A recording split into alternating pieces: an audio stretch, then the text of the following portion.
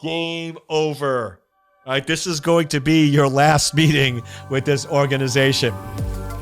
Welcome to Life of a CISO. I'm Dr. Eric Cole, your host, and we'll be taking you on a journey each week on what it takes to be a CISO and what are solutions that you can implement today if you are currently a Chief Information Security Officer or if you want to be one in the future. This is Life of a CISO. Welcome to this week's edition of Life of a CISO with yours truly, Dr. Eric Cole. And it's time to talk about my favorite topic, security strategy, security leadership. I'll tell you, this week I am so excited, right? I feel like singing, I'm so excited, I just can't hide it, right? I'm about to lose control and I think I like it, right? I'm in such a great mood because I have been living in the studio laying down my CISO certification training course. This has been something that a lot of you have been asking for a while. It's sort of been a dream of mine, but I've kept sort of making some excuses and things like that. I'm finally like, you know something? It's go time. It's time for the world to hear my music. So I've been putting myself in the studio for a minimum of 2 recording hours a day, 7 days a week. And we are now near the end. I can see the light. We have 30 hours of material. I actually just went over the 30-hour mark a little bit ago. So my staff's like, Eric, you got to get Life of a CISO out. So I'm like, I'm going to keep on going. I keep rolling. It's about, I think 4:30 in the afternoon, and I still got some energy and I still got some good information for you. So definitely be on the lookout for that. I'm so excited. We're going to be launching that soon, and it's going to just fill a huge gap in the market of really just giving people what they need to be a CISO. Now, I like to always start with sort of some questions, comments. The one that I'm still getting a lot of feedback on. So let me just make this crystal clear. Crystal clear. A Chief Information Security Officer is not a promotional path for a world-class security engineer. It is a completely different position. It is absolutely a skill you can learn. It is absolutely a skill that you can acquire with practice. But I had somebody quote in one of my videos when I'm talking about training people to be a CISO, and they're like, Eric, you're doing a disservice. The only way to be a CISO is to work in security for 15 years and then get promoted to a CISO. And I'm reading that going, that's about the worst thing you can do. Because let's face it, there is a world-class security engineer, and you can make a lot of money being super technical, understanding security, identifying exposures at a technical level, and fixing technical solutions. You can be world-class, and you can make a lot of money. And then there's a Chief Information Security Officer that you also, to be world-class, you need to be strategic. You need to understand the business, balance it with security, and do high-level strategic planning, monitoring, and oversight. They are 2 different positions. To me, one of the reasons why organizations are struggling in security is because they believe, and engineers believe, that it's a promotional path for technical people. I see this all the time. I've worked at the company for 12 years. If they don't give me the CISO title, I'm going to leave. And I'm like, why do you want it? You love what you're doing. They're like, yes, but I want to be in charge of security. At a technical level, you are, but that's not what a CISO is. A CISO needs to be an executive that strategically looks at security. So once again, CISO Quiz. If all of a sudden you get a phone call from the vice president of a product and they say, Eric, the systems are down. We cannot access our system. It looks like some device is blocking our access. We're not able to perform our duties and it is costing the company money. Can you fix it? Can you address it? And you hang up the phone. What do you do? What do you do? If your solution, if you go, I'm going to go into the data center and I'm going to start looking at the firewalls, I'm going to start doing some packet flows, I'm going to start seeing what's going on. Congratulations. You are a world-class security engineer and you should not be a CISO, because this is what a CISO does. A CISO would immediately call his key staff members, tell them what's going on, and say, okay, Sally, I need you to run a trace. I need you to run a trace from the VP system to see what's going on. Bob, I need you to check the firewall rule set and see if anything's changed. Mary, I need you to go in and check the logs. John, I need you to go in and make sure that no one else is having any issues or problems. Great. Give me an update in 45 minutes. Hang up the phone. You call the COO and COO and say, listen, we're currently experiencing some issues with what appears to be security with one of the vice presidents. My team is on it. I am overseeing it, and I will give you an update within 45 minutes.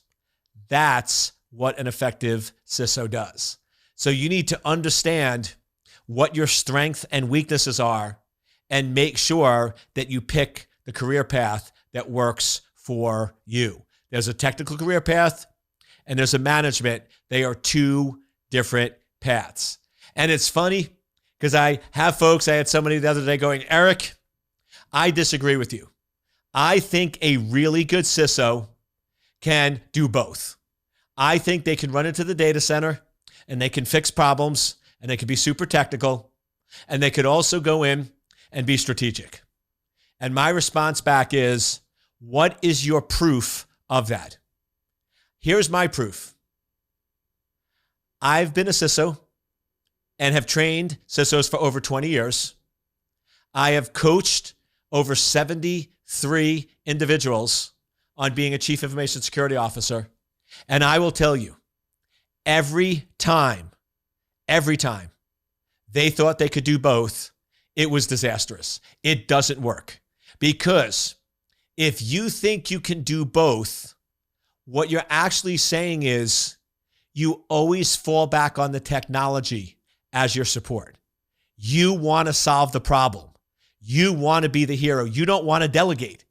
If there's an issue and your first response is to run into the data center and not delegate, that means you want to do the work. You're going to alienate your team. You're going to alienate those around you. And that means as soon as you get into any issues or problems or challenges, you're going to go technical, and that's not going to work with the executives. Trust me. I have a lot of data to support what I'm saying. You cannot do both. That is an excuse that you want the title, but you want to stay technical, and that is not going to make you a successful chief information security officer. And like I said, you make a ton of money being technical, so don't force CISO if it's not in your blood. But a good CISO is an executive. That means their primary focus is the success of the business. They are an executive, and all executives focus on the business being successful. They are an executive that oversees the cybersecurity strategy to enable the business to be successful and allows the organization to accomplish all of their business goals. Cybersecurity, from a CISO standpoint, is a business enabler. So my question, how well do you understand the business? I'm actually going to give you a little sampling, just a little bit, of some of what I'm putting in my CISO certification training course that I'm putting together. It's just unbelievable. So there's a section on understanding the business.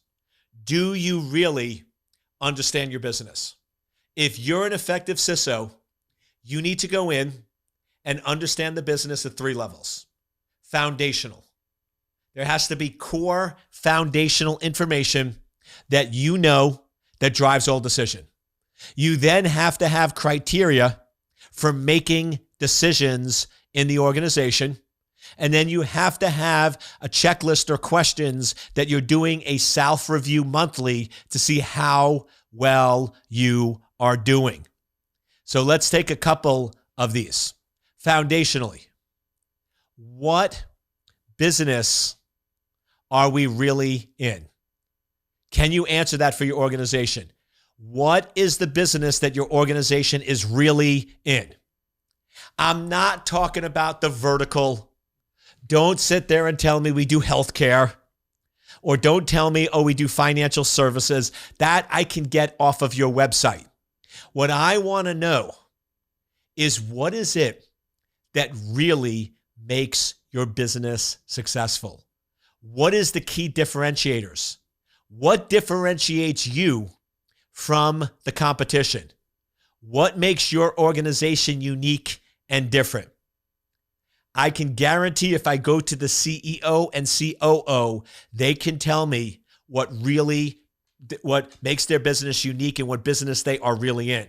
You, as a CISO, need to have that same answer. And it needs to flow off your tongue just like any other information. So here's the test I give. I'm going to go in and ask you, what is your name? Eric Cole. Where do you live? Ashburn, Virginia. How many kids do you have? 3. What business is your organization that you support really in? They go in and provide world-class blah, blah, blah, blah, blah. That's how it needs to be. It needs to be embedded in your brain just like your name and your address. It has to be that readily accessible. Let me explain why. I was a vCISO for a healthcare organization, and the business they were in was actually delivering the fastest, quickest, most highest quality service to their customers. When somebody came in to, it wasn't called an ER, it was called a patient satisfaction room, but it was essentially the ER. They guaranteed that they would get the results of your blood work done in 20 minutes, and there would be a doctor giving you the results within 25 minutes. That was their promise.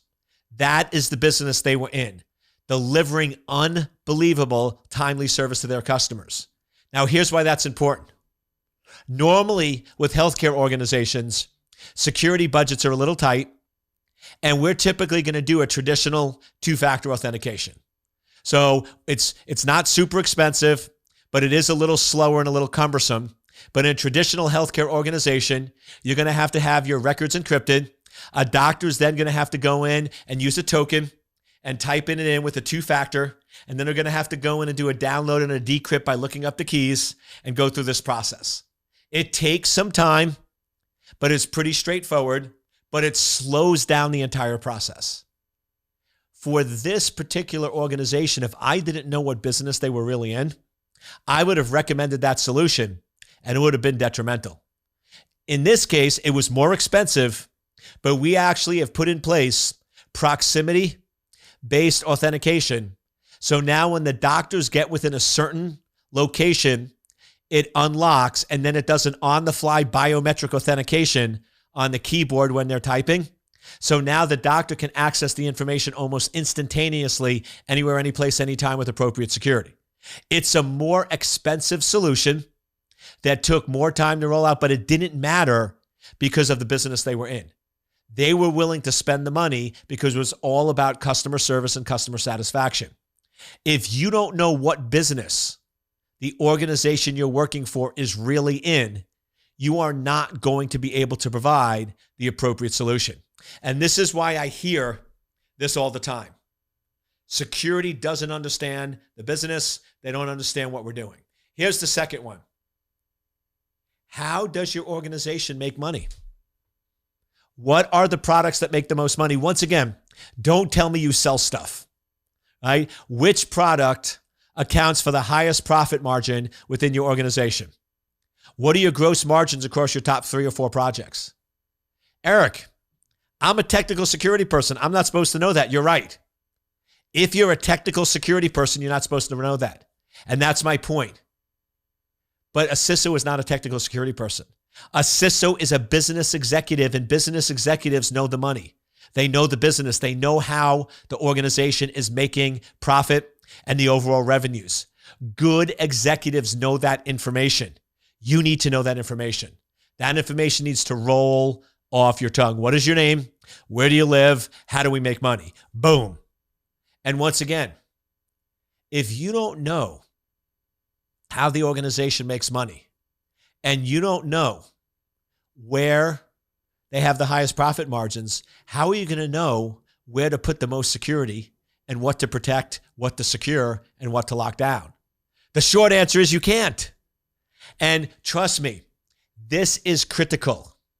I have seen more CISOs pretty much commit career suicide because they are in a meeting with the executives and they are presenting on security and they're not listening to my advice. They're nervous. They're going back to what they truly love. And in this case, they shouldn't have been a CISO. They should have been a world-class security engineer because that's what they love. And they started going back on the technology and talking about technology solutions and this and this. And at one point, the CEO says, "Can I just interrupt? I have one question for you." And they directed this right at the CISO. "Can you answer a question for me? What business are we really in and how do we make money?" And I'm like, oh, game over. Right? This is going to be your last meeting with this organization. Right? This is not going well. And they couldn't answer it. And once again, that person was never invited back. A CISO needs to have foundational information. You need to know what business you're in. You need to know how we're making money and what they consider success. And then you must have decision-based questions for the business. Whenever you're going in and you're making any cybersecurity decision, you're making any cybersecurity decision of what to do in a certain situation, the number one question you must ask is, how will this impact the business? How does this decision impact the business? Is this going to have a negative or a positive impact on the business? Now remember, if you don't have the foundational information, you're not going to be able to answer that. You're not going to be able to give an accurate answer. So you need to be able to say, how does this impact the business? Then, does this decision enable the business to be more successful? Is this going to empower us to be better, more productive, and help with revenue? Now, notice the shift. Old school security was cookie cutter, which basically you always did security the same way. You get a firewall, you get an IDS, you get encryption, you get this, you get boom, boom, boom. The problem is that also was in the time when most people viewed security as a roadblock. Most people viewed security as something that disabled the business. It was a necessary evil, but it ultimately didn't help the business. It hurt the business. That's old school. World-class CISOs enable the business. World-class CISOs integrate security into every single decision. What I always like to say is you want to make sure that your security is the flower, not the icing on the cake. Old school security, we're the icing. So let's take a look. When you bake a cake, you make the cake, you put it in the oven, you bake the cake. 90% of that has nothing to do with the icing. It's not until the final end, once the cake is cool. Yeah, I learned that the hard way. Right? I took a cake out of the oven. It was nice and warm and beautiful. And I iced it and it looked beautiful. And I came back 5 minutes later and I'm like, what happened to the icing? Yeah, that whole melting thing. Yeah. I'm good at security, right? So sometimes common sense isn't always common knowledge, right? So I blew that one. But you cool the cake off, and then the final thing you do is put the icing. Really, the icing is irrelevant to the making of the cake. Whether you decide to put a strawberry icing, chocolate icing, or vanilla icing really has nothing to do with the making of the cake. It's an independent, separate process that's done at the very, very end, and technically could be removed if you don't like it. That's not how you want to do security today. Security needs to be flour. Flour is one of the first ingredients you put in the bowl. And once the cake is made, the flour is so integrated into the process, you can't even recognize the flour. You can't see the flour, and you can't remove the flour because it's so ingrained in the cake. That's how security needs to be. You need to get involved early on. You need to have such a positive reputation across the business that they would not even think of doing a project without your involvement. Then you want to go in, and this is another important one. What is the security posture of the organization, and does your recommendation align with that security posture? Every organization has to have some level of acceptable risk. Because remember, if you have zero tolerance for any cybersecurity risk, then you're not running a business. There always has to be some acceptance. So you need to make sure that you understand and the executives understand what is the company's security posture. What is that posture? What is and what is not acceptable? And here's why. If this is the security posture and somebody's doing something that is way risky, you're not going to be able to accept that. You're going to have to reduce that to an acceptable level. But if they're doing something that's below that security posture, then you most likely can accept it as is. And then one of the biggest things a CISO has to be able to master in the decision-making process is the transfer of responsibility to those who have the authority. The problem in most organizations today is this. Your business unit vice presidents, they have all of the authority. And security has the responsibility. So essentially, you go to them and say, listen, this is not an acceptable risk. This is way above the security posture in our organization, and you're going to have to put these measures in place. And they basically say, no, I'm responsible for the business. I'm going to do this, and you're not going to tell me what to do. They then put the system out. It gets breached 3 months later, significant damage to the organization, and the chief information security officer gets fired because you have all the responsibility and they have all the authority. That is not a model for success. The business is going to lose and you're going to lose. So you want to change that. You want to change that whoever has the authority also has the responsibility. Now, just cautious. The VPs are not going to like this. They like it now. The way it is today, I screw up and you get punished. I do something wrong and you get penalized. I don't do what I'm supposed to and you get fired. They like that. They don't want to have that responsibility, but you have to fix the model. Otherwise, it doesn't work. So the trick is this. You work with the VP and you say, listen, I know ultimately you have the authority. I recommend this to align with the security posture of the organization. You don't have to agree with me and you can do anything you want. But if you do, I'm going to transfer the risk to you. I am going to make it clear in the quarterly executive board meeting where security presents for 15 minutes. I always have a 5-minute block on risk transfers. And I'm going to put on the list that you have accepted this risk on behalf of the organization, and I am transferring it over to you. Now, at that meeting, you go in and say, listen, this vice president is doing X. I recommended Y and they decided not to do it. I just want to make sure the board is aware that that VP accepted that risk. Now, the board has an option. They can either agree with you and say, no, you can't do that, or agree with them and say, okay, we're willing to let you take this risk. But now if a breach does happen or a compromise occurs, it's now on them and not you because everyone is fully aware that they accepted it.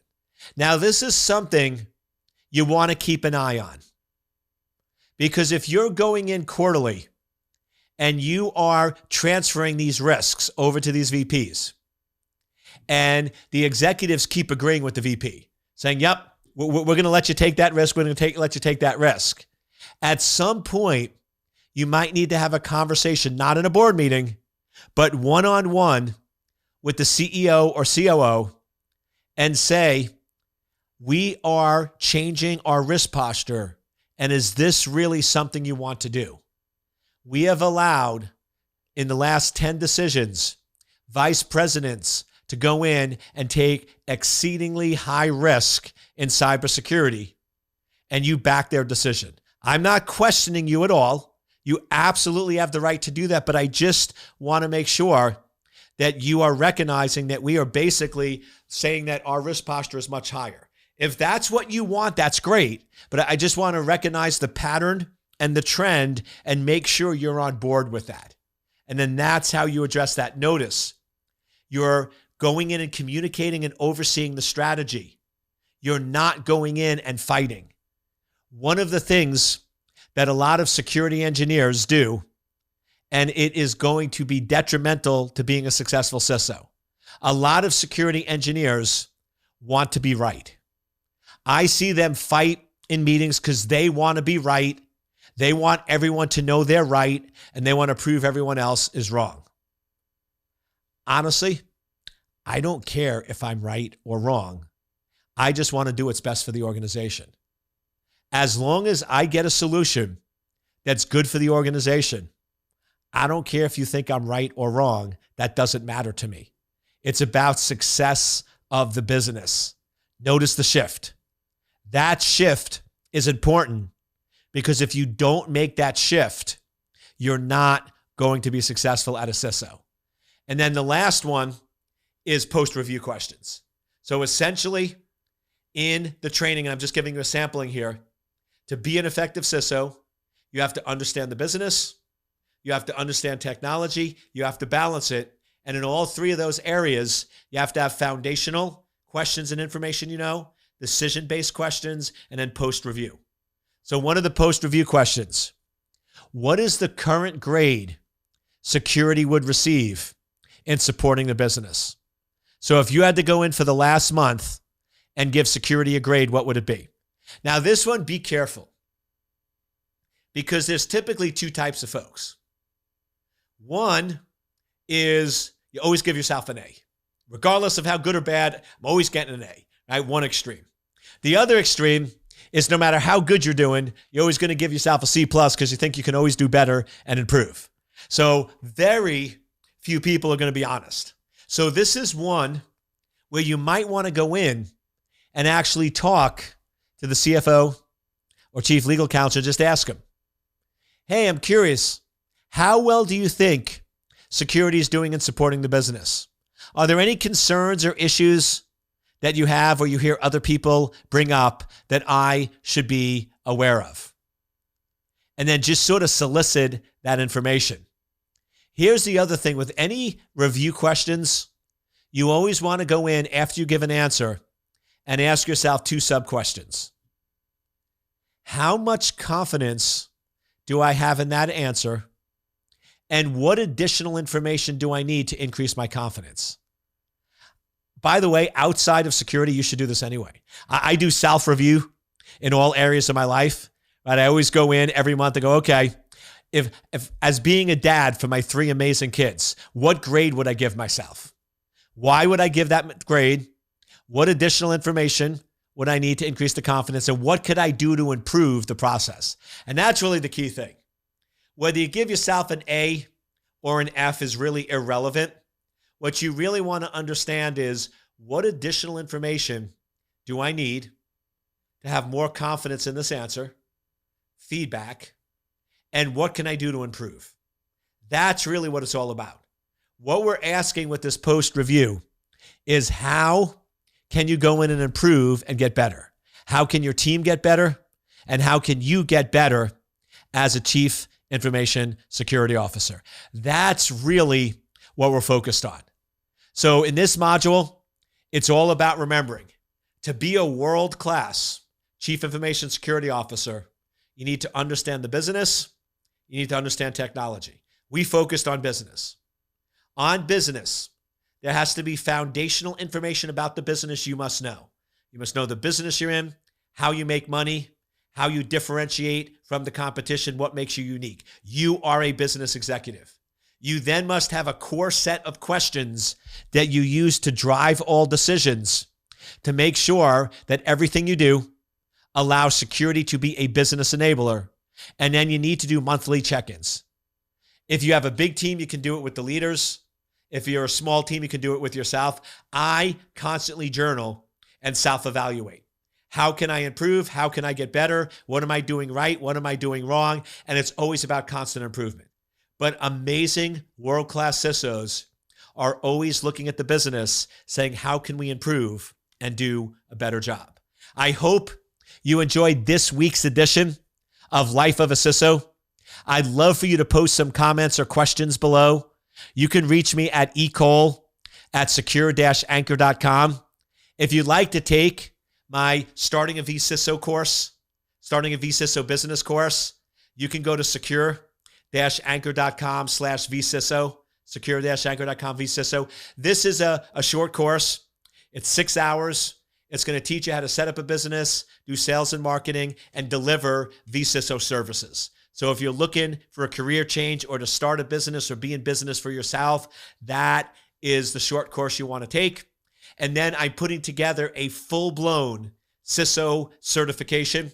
Like I said, it's at 30 hours. I'm still working on it. That's going to include some coaching, some training, some great material, give you everything you need to be world-class CISO. So definitely be on the lookout for that. That's going to be coming out soon. If you would like to get on the waiting list for information or get additional detail, you can either email me or info@secure-anchor.com, and we look forward to hearing from you.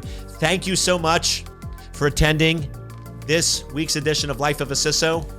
And until next time, let's continue to work together to make cyberspace a safe place to live, work, and raise a family.